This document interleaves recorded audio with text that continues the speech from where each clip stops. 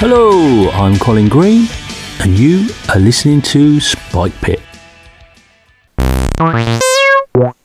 Hey Colin, Spencer here. I just wanted to say I've really been enjoying the recent output.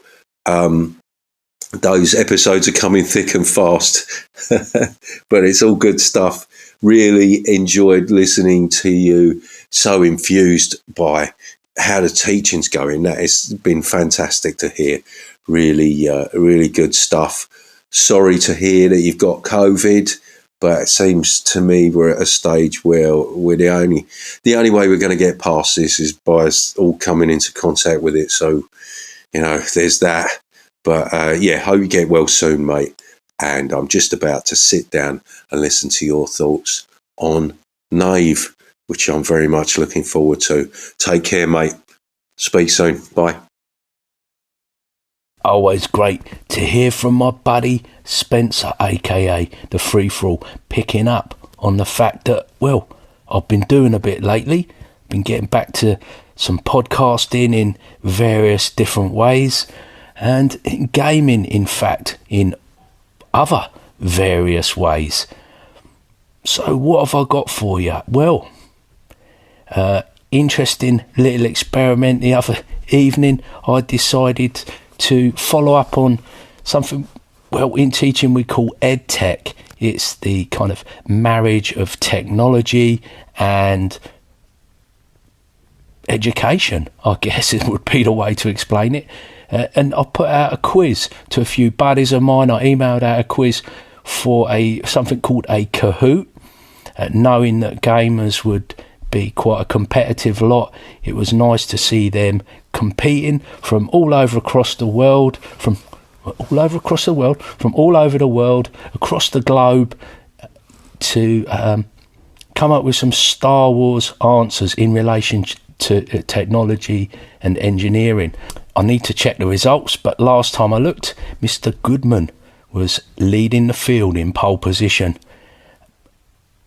Reason I put it out there was I thought it might be a useful thing that you could use at family gatherings or any sort of collection of people. Now that everybody's got smartphones, you could prepare your quiz in advance, which is easily done using an app, and then you can send it to people. They get a code to join.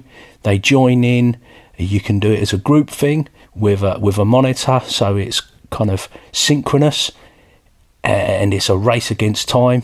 The best scores come from the fastest correct answers, and it's sort of live update. There's a certain amount of time, and you can see people's scores coming in, and the longer you take, you kind of see yourself dropping back, or it's like a little bit like a horse race when you watch it live, or you can play in an asynchronous mode and just sort of see the leaderboard changing. I thought from a gaming point of view, that's quite interesting, and I'm wondering if you could work it into an RPG session. Quite often we talk about puzzles in games and how they can be a bit stilted. I think you could do something with this in session, because it's really fast, it's really fun, and it's easily integrated into an RPG experience. So that's one thing I've been up to. The other thing, on a related theme, I've been messing about with Google Slides, taking different RPGs. I've messed about with Maze Rats. I've looked at Tomb of the Serpent Kings. What else? Various different games, mostly indie stuff, things I've got in PDF. And I've been, Beowulf, Age of Heroes, The Hermit Sanctuary, which is a free adventure. Loads of graphics, and particularly good for converting into slides. And then within the slides, in particular, the Tomb Kings adventure, Tomb of the Serpent Kings, you're able to kind of make a map, then hyperlink to different slides. So say you've got some monster slides as part of your presentation, when you click on the map, it drops you straight down or pulls up the specific slide you want. I'm thinking the laptop and computers are wonderful tools. I forked out on a MacBook Air going into teaching, and it has rapidly become my prized possession. I use it for everything. It's just, it springs to life when you open it up. There's no kind of booting up. It's just always on. Got an awesome battery life, really responsive and fast. I love the display. I just enjoy working with it, and I like making up slides. I use them a lot in teaching, and I've got a lot quicker at it. And I'm just trying to look at, once again, ways to kind of take that knowledge, take the resource that is a laptop, and bring it into my hobby. It just makes sense. That's what I like to do, these things. Making up these slide decks for adventures just seemed an obvious step, untried in the heat of the moment at present. But I've often thought that the PDF of a book is not really the best way to go at the electronic medium. And I know I'm definitely not the first person to say this. This is not original thought. This is just my way of kind of trying to tackle it. I've mentioned slides briefly before and had a dabble, I don't know, perhaps a year back, and got some feedback from Rich Fraser at the time, who was running games and using slides as a way to kind of do his session zero and take people through the aspects of his game. And you certainly could build up a slide deck for your campaign world, or images of NPCs. I find it's really handy for that, and it gives you that kind of chance when you want to do something in your hobby and maybe you just don't want to buy more and more books. You can, most people can turn their hands to kind of cutting and pasting and dropping content into some kind of document. Not everybody is comfortable doing their own art or layout, and this is just a way. It's kind of like journaling or scrapbooking in a slide form. I love my journal. I like assemblages and layering things, and when you're working with slides, you are like layering all this content. So that's been fun. I've been really enjoying that. I just mentioned Beowulf, The Hermit's Sanctuary. I've read through that. I'm looking to run it with Sonny. There's so many great ideas in a Beowulf Age of Heroes. I made up a character some time back with Arlen of Live from Pelham's Wasteland. Came up with a really nice character, and this idea that you've always got a boat, you've got this crew, you've got followers, there's portents and loads of good ideas.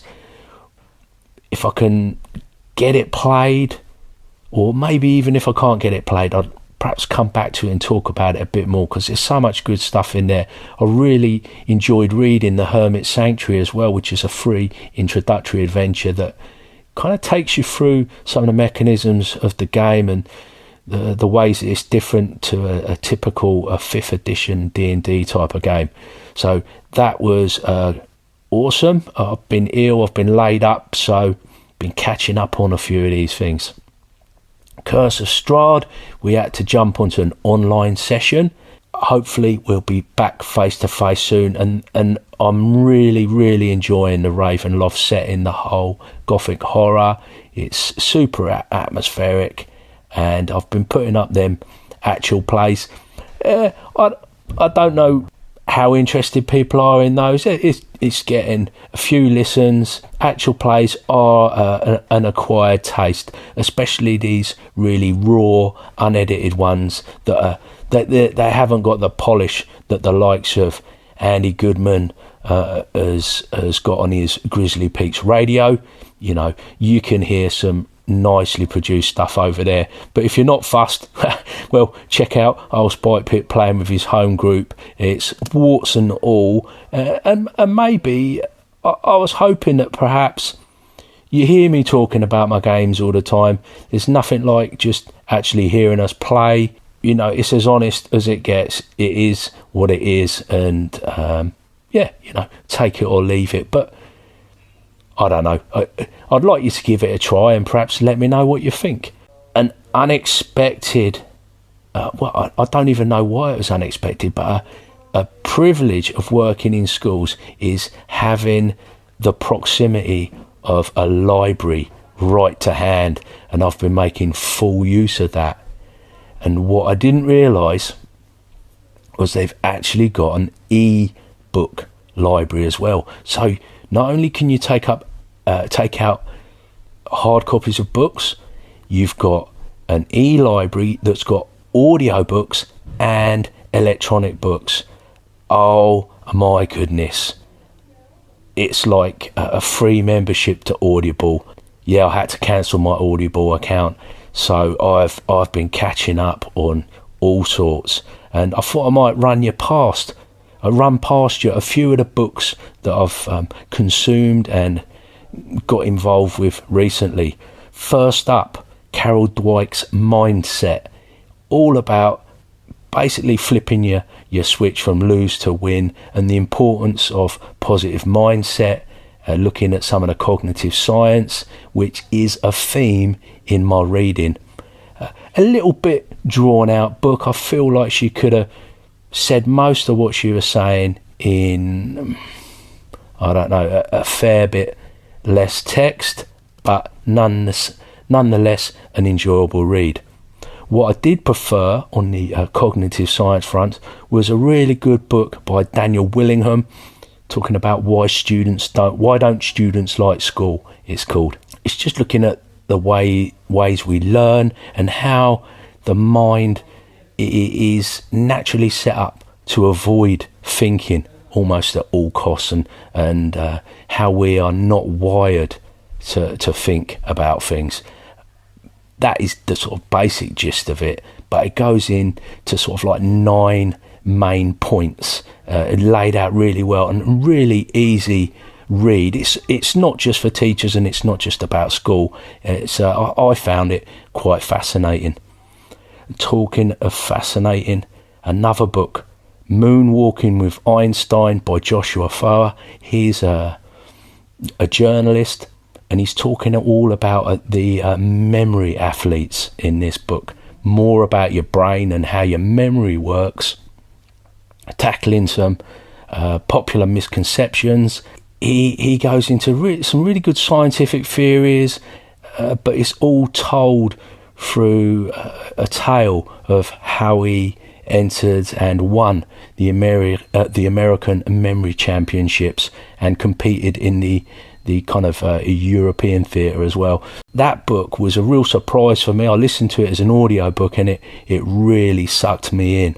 Heart of Darkness is the next classic novella by Joseph Conrad. I struggle a little bit with the classics, I've got to say. I picked up this one on recommendation when I was talking about rivers in RPGs, and yeah, it's a classic, but I find myself having to almost translate the languages, that classic language. I listen to these things to kind of try and challenge myself and improve my vocabulary, but I did find myself nodding off in a few places. Maybe it was just the narrator. It's quite hard to listen to at times. So yeah, that was not so enjoyable, but I don't regret spending my time with it. And then the one that I'm listening to now, another audiobook, Stephen J. Dubia and Stephen Levitt. It's the 2005. It's kind of, they're described as rogue economists, and this book is called Freakonomics, and it explores the hidden side of everything through data, basically, and interpretation of data. It sounds pretty dry, but it is another fascinating book talking about some really freaky economics. It is, like the title suggests, Freakonomics. Also thoroughly interesting. I haven't finished it yet, so I'm not offering up a recommendation, just keeping you posted on what old Spotty Pitt's reading, and that is about it. Also, I noticed that Nate Tremay has got a blog called the Dungeon Research Blog. On there, he had this wonderful tip that I copied down. A mediocre written paragraph is 100 times better than a perfect unwritten paragraph. Write something. Don't think about writing something, actually do it. It can always get polished later. In my experience, no matter what medium, drawing, writing, music, sculpting, etc., you figure out what you're doing as you do it. I don't know anyone who writes fully formed adventures. Just do the thing. And I wanted to throw that in there because I love the sentiment, and really it ties in with so much of what I've been reading and thinking about lately. It echoes my thoughts and feelings about the podcast and life in general, I guess. Recently, I've heard some fellow podcasters talking about being stuck in a rut. This guy MW was talking about it in response to Rob Menyon on Confessions of a Wee Timorous Bushi. And yeah, I've felt myself stuck in a rut, broken out of it with teaching, I guess. I'd attempted to break out of it a little bit when I launched my podcast a few years back. Are these things midlife crises? I guess they probably are. I've done a lot of reflection over the recent years and made a lot of changes, and I just want to I wanted to share that passage from Nate Tremay and say, yeah, you just get stuck in there. If you're in a bit of a rut and you're not sure what to do, just think of something you've maybe always fancied doing and just give it a go. It may be quite a common one is writing, and Seth Godin, another guy who I listen to his podcast Akimbo, he talks about making things better by making better things. He also talks about this idea of you got to do a load of bad writing before you do your good writing. And obviously, you know, if you don't do that bad writing, you're never going to get to the good stuff. So just pile in there. I'm going to close out with a call now from Jason, Nerds RPG, VarietyCast, and Spencer. Again, we heard from him at the top of the show. This time, you know, it's pertinent Jason's talking about hearing me back on the airwaves.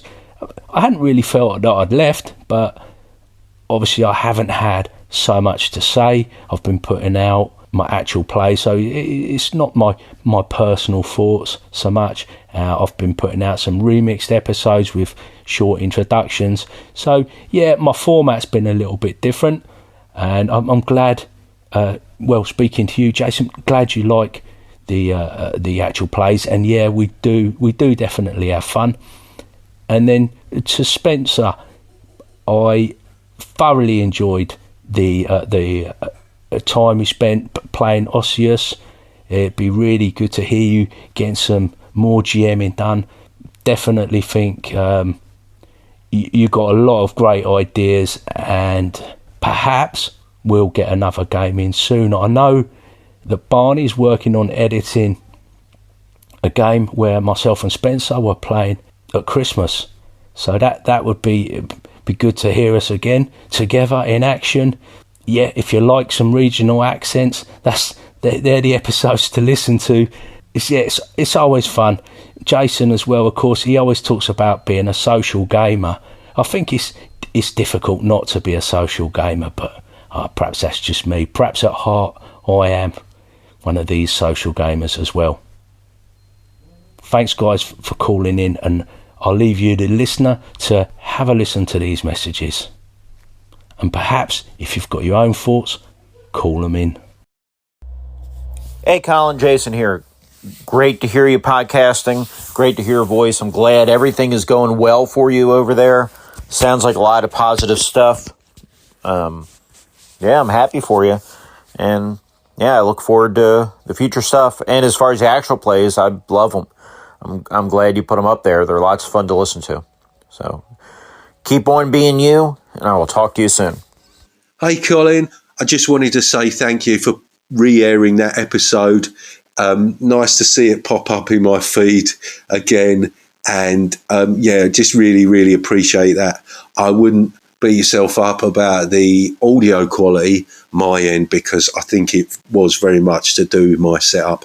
It was very early on in my foray into online gaming. I hadn't quite got my end right. I wasn't aware of just how awful I sounded to other folks. And I wouldn't put that on you. Also, you do an awful lot of heavy lifting in this episode, and I really, really appreciate that. You made things very easy for me, and being such an expert player too. So thanks again. It was, that was a wonderful opportunity you gave me there. Cheers.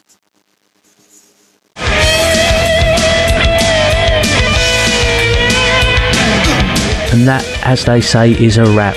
Big thanks goes out to you, the listener, for taking a bit of time out of your day to listen to Old Spike Pit.